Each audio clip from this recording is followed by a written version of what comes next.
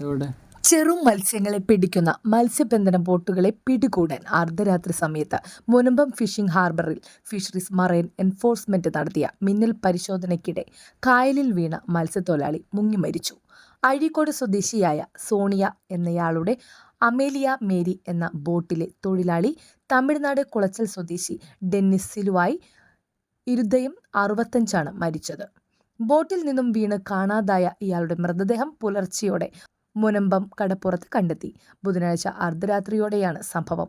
Fisheries ഉദ്യോഗസ്ഥർ എത്തിയെന്നറിഞ്ഞതോടെ ഉറങ്ങിക്കിടന്നിരുന്ന മത്സ്യത്തൊഴിലാളികൾ പലരും ബോട്ടുകൾ അഴിച്ച് ഹാർബറിൽ നിന്ന് വിട്ടുപോയി. ഇതിനിടെയാണ് ഒരാൾ കായലിൽ വീണതത്രേ.